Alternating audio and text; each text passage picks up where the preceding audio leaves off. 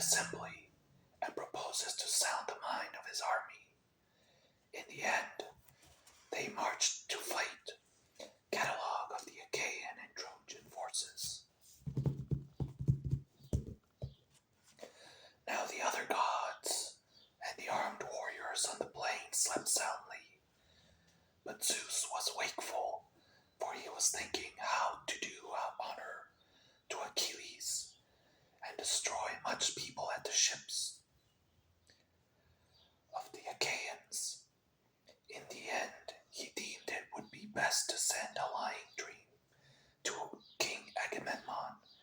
So he called on one to him and said to it, "Lying dream, go to the ships of the Achaeans, into the tent of Agamemnon, and say to him word for word, as I now bid you. Tell him to get the Achaeans instantly under arms, for he shall take Troy. There are no longer divided councils among the gods. Hera has brought them to her own mind, and woe betides the Trojans." The dream went when it had heard its message, and soon reached the ships of the Achaeans. It sought Agamemnon, son of Atreus, and found him in his tent.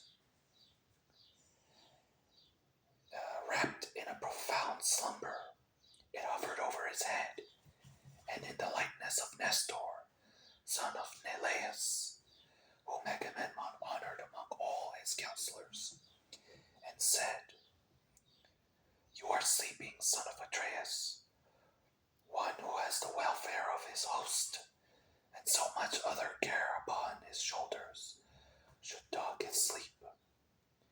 Hear me at once, for I come as a messenger from Zeus, who though he be not near, yet takes thoughtful for you and pities you. He bids you get the Achaeans instantly under arms, for you shall take Troy. There are no longer divided councils among the gods. Hera has brought them over to her own mind, and woe betides the Trojans at the hands of Zeus. Remember this, and when you wake, see that it does not escape you." The dream then left him, and he thought of things that were surely not to be accomplished. He thought that on that same day he was to take the city of Priam, but he little knew what was in the mind of Zeus, who had many another hard-fought fight in store for Danaans and Trojans. Then presently he woke, with the divine message still ringing in his ears. So he sat upright and put on his soft shirt so fair and new, and over his heavy cloak he found his sandals unto his comely feet, and along his silver-studded sword about his shoulders. Then he took the imperishable staff of his father and sallied forth to the ships of the Achaeans. The goddess Dawn now wended her way to vast Olympus, that she might herald day to Zeus and to the other mortals. And Agamemnon sent the criers round to call the people in assembly. So they called them, and the people gathered thereon. But first he summoned a meeting of the elders at the ship of Nestor, king of Pylos. And when they were assembled, he laid a cunning counsel before them. "My friends," he said, "I have had a dream from heaven in the dead of night, and its face and figure resembled none but Nestor's. It hovered over my head and said, 'You are sleeping, son of Atreus, one who has the welfare of his host, and so much other care upon his shoulders should dock his sleep. Hear me at once, for I am a messenger from Zeus, who, though he be not near, yet takes thought for you and pities you. He bids you get the Achaeans instantly under arms, for you shall take Troy. There are no longer divided councils among the gods. Hera has brought them over to her own mind, and woe betides the Trojans at the hands of Zeus. Remember this, the dream then vanished, and I awoke. Let us now, therefore, arm the sons of the Achaeans. But it will be well that I should first sound them, and to this end I will tell them to fly with the ships. But do you others go about among the host and prevent their doing so. He then sat down, and Nestor, the prince of Pylos, with all sincerity and goodwill addressed them thus. My friends, said he, princes and councils of the Argives, if any other man of the Achaeans had told us of this dream, we should have declared it false and would have had nothing to do with it. But he who has seen it is the foremost man among us, and we must therefore set about getting the people under arms. With this, he led the way from the assembly, and the other sceptered kings rose with him, in obedience to the word of Agamemnon. But the people pressed forward to hear. They swarmed like bees that sally from some hollow cave, and flit in countless throng among the spring flowers, bunched in knots and clusters. Even so did they mighty multitude pour from ships and tents to the assembly and range themselves upon the wide-watered shore, while among them ran wildfire Rumor, messenger of Zeus, urging them even to the fore. Thus they gathered in a pell-mell of mad confusion, and the earth groaned under the tramp of men as the people sought their places. 9 heralds went crying among them to stay their tumult and bid them listen to the kings, till at last they were got into their several places and ceased their clamor. Then King Agamemnon rose, holding his scepter. This was the work of Hephaestus, who gave it to Zeus, the son of Cronus. Zeus gave it to Mercury, slayer of Argus. Guide and guardian King Mercury gave it to Pelops, and the mighty charioteer and Pelops to Atreus, shepherd his people. Atreus, when he died, left it to Thyestes, rich in flock, and Thyestes, in his return, left it to be borne by Agamemnon, that might be lord of all Argos and of the isles. Leaning then on his scepter, he addressed the Argives. My friend, he said, heroes, servants of Ares, the hand of heaven has been laid heavily upon me. Cruel Zeus gave me his solemn promise that I should sack the city of Priam before returning, but he has played me false and is now bidding me go ingloriously back to Argos with the loss of much people. Such is the will of Zeus, who has laid many a proud city in the dust, as he will yet lay others, for his power is above all. It will be a sorry tale hereafter that an Achaean host, at once so great and valiant, battled in vain against men, fewer in number than themselves, but as yet the end is not in sight. think that the Achaeans and Trojans have sworn to a solemn covenant, and that have each been numbered, the Trojans by the roll of their householders, we by companies of 10. Think further that each of our companies desired to have a Trojan householder to pour out their wine. We are so greatly more in number that full many a company would have to go without its cupbearer, but they have in the town allies from others place it, as is these that hinder me from being able to sack the rich city of Iliad. 9 of Zeus's years are gone. The timbers of our ships have rotted. Their tackling is sound no longer. Our wives and little ones at home look anxiously for our coming, but the work that we came hither to do has not been done. Now, therefore, let us all do as I say. Let us sail back to our own land, for we shall not take Troy. With these words, he moved the hearts of the multitude, so many of them as knew not the cunning of the counsel of Agamemnon.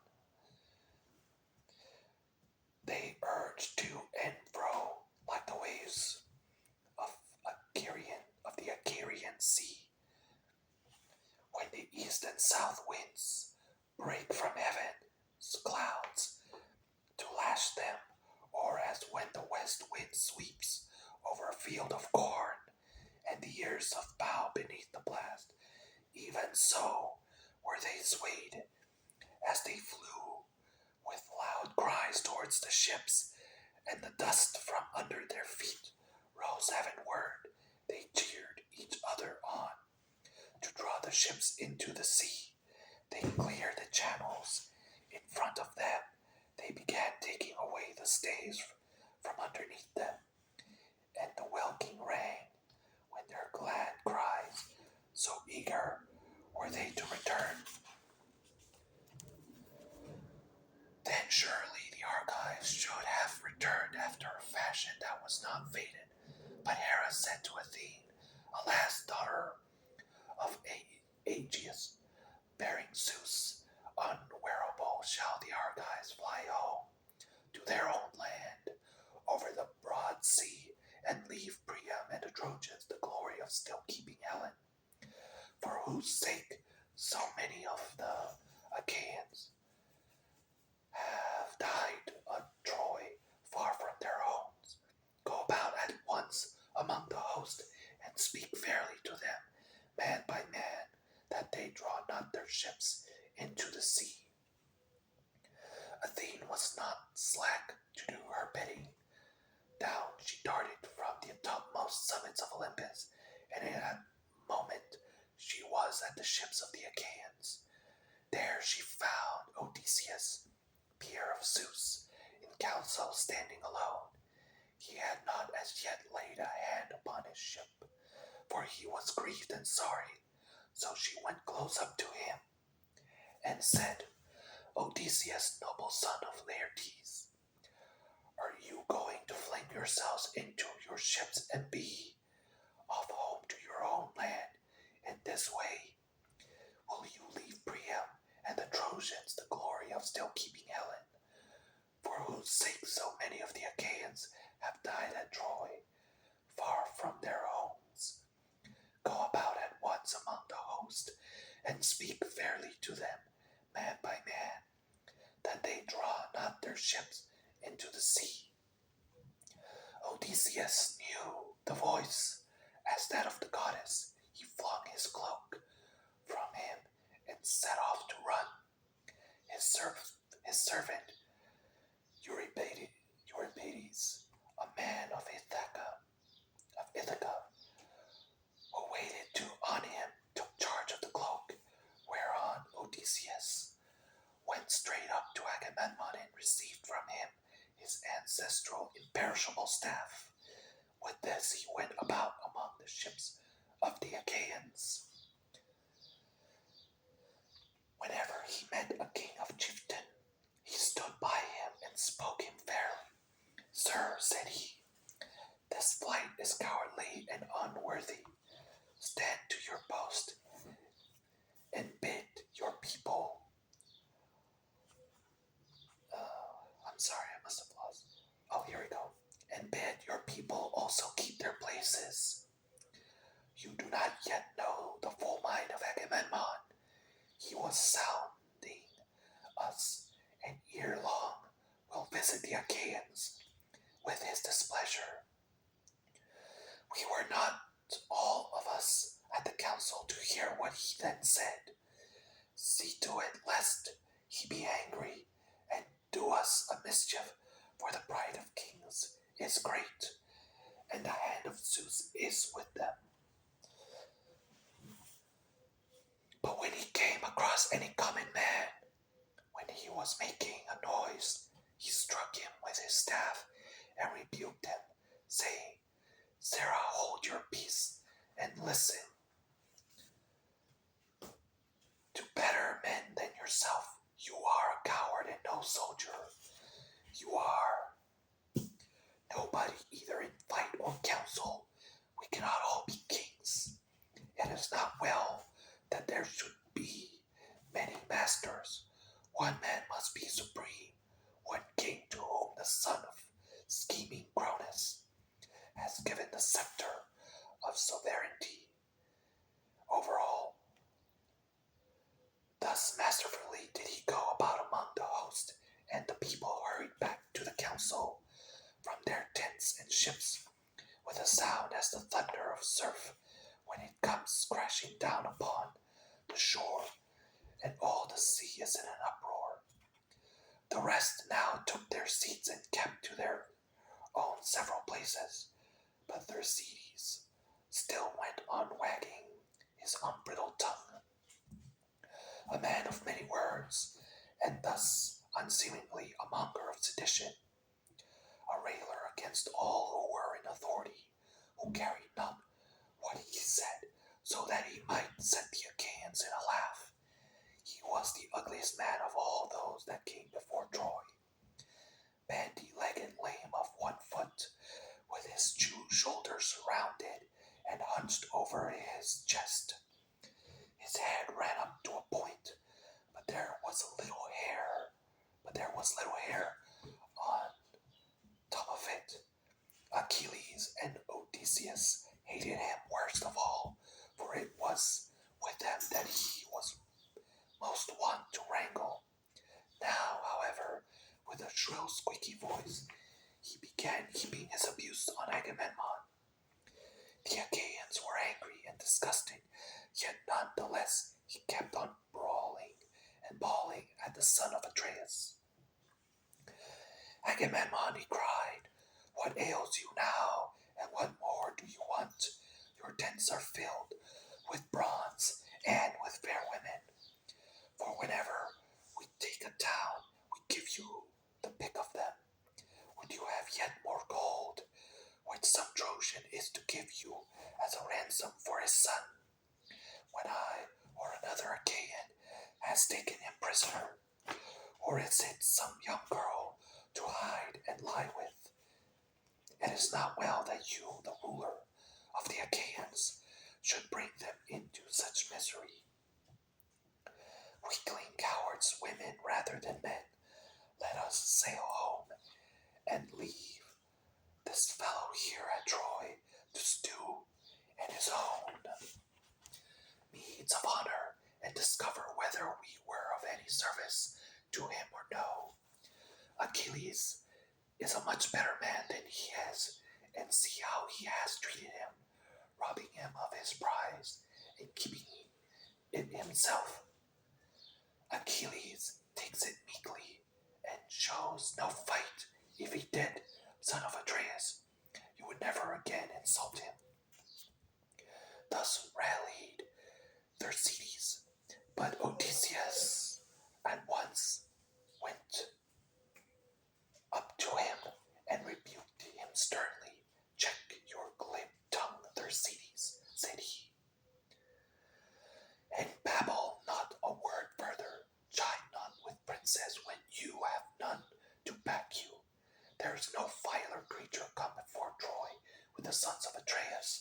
Drop this chatter about kings, and neither revile them nor keep harping about going home. We do not yet know how things are going to be, nor whether the Achaeans are to return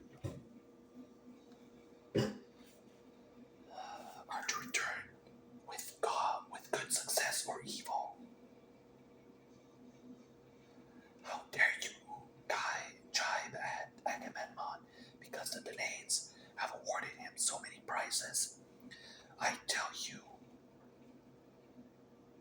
therefore, in it shall surely be that if I again catch you talking such nonsense, I will either forfeit my own head and be no more called father of Telemachus, or I will take you, strip you stark naked, and whip you out of the assembly till you go blubbering back to the ships. On this he beat him with his staff about the back and shoulders till he dropped and fell a-weeping. The golden scepter raised a bloody wheel on his back, so he sat down frightened and in pain, looking foolish as he wiped the tears from his eyes. The people were sorry for him, yet they laughed heartily, and one would turn to his neighbor, saying, Odysseus has done many good thing here now, in fight and counsel, but he never did the Argives a better turn now, in fight when a better turn than when he stopped his fellow's mouth from prating further. He will give the kings no more of his insolence. Thus said the people. Then Odysseus rose, scepter in hand in Athene, in the likeness of a herald, bade the people be still, that those who were far off might hear him and consider his counsel. He therefore, with all sincerity and goodwill, addressed them thus. King Agamemnon, the Achaeans are for taking you a byword among all mankind. They forget the promise they made. They made you when they set out from Argos, that you should not return. You had sacked the town of Troy, and like children or widowed women, they murmur and would set off homeward. True it is that they have had toil enough to be disheartened. A man chafes at having to stay away from his wife, even for a single month, when he is on shipboard, at the mercy of wind and sea. It is now 9 long years that we have been kept here. I cannot therefore blame the Achaeans if they turn restive. Still, we shall be shamed if we go home empty after so long a stay. Therefore, my friends, be patient yet a little longer, that we may learn whether the prophesyings of Calchas were false or true. All who have not since perished must remember, as though it were yesterday or the day before, how the ships of the Achaeans were detained in Aulis when we were on our way hither to make war on Priam and the Trojans. We were ranged round about a fountain, offering hecatombs to the gods upon their holy altars. And there was a fine plane tree, from beneath which were welled a stream of pure water. Then when we saw a prodigy, for Zeus sent a fearful serpent out of the ground, with blood-red stains upon its back, and it darted from under the altar and onto the plane tree. Now there was a brood of young sparrows, quite small upon the topmost bough, peeping out from under the leaves, and 8 in all, and their mother that hatched them made 9.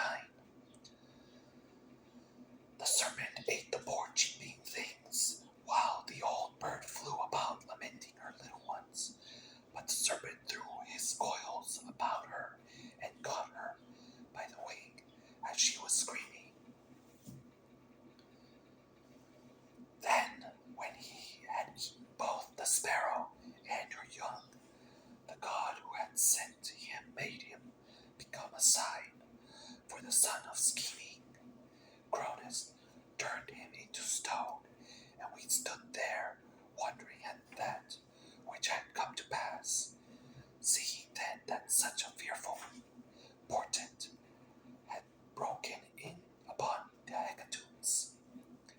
Calchas forthwith declared to us the oracles of heaven. Why, Achaeans, said he, are you thus speechless? Zeus has sent us this sign, long in coming, and long here it be fulfilled, though its fame shall last forever. As the serpent ate the 8 fledglings and the sparrow that hatched them, which makes 9, so shall we fight 9 years at Troy, but in the 10th shall take the town. This was what he said, and now it is all coming true. Stay here, therefore, all of you, till we take the city of Priam. On this the Argives raised a shout, till the ships rang again. With the uproar, Nestor, knight of Iliad, then addressed them. Shame on you, he cried, to stay talking here like children, when you should fight like men. We are our covenants now, and where the oaths that we have taken? Shall our counsels be flung into the fire with our drink offerings and the right hands of fellowship, wherein we have put our trust? We waste our time in words, and for all our talking, here shall be no further forwards. Stand therefore, son of Atreus, by your own steadfast purpose, lead the Argives on to battle, and leave this handful of men to rot, who scheme and scheme in vain, to get back to Argos, ere they have learned whether Zeus be true or a liar. For the mighty son of Cronus surely promised that we should succeed when we Argives set sail to bring death and destruction upon our right hands. Therefore let none make haste to go till he has first lain with the wife of some Trojan, and avenged the toil and sorrow that he has suffered for the sake of Helen. Nevertheless, if any man is in such haste to be at home again, let him lay his hand to his ship, that he may meet his doom in the sight of all. But, O king, consider and give ear to my counsel, for the word that I say may not be neglected lightly. Divide your men, Agamemnon, into their several tribes and clans, that clans and tribes may stand by and help one another. If you do this, and if the Achaeans obey you, you will find out who, both chiefs and peoples, are brave and who are cowards, for they will fight against the other. Thus you shall also learn whether it is to the counsel of heaven or the cowardice of man that you shall fail to take the town.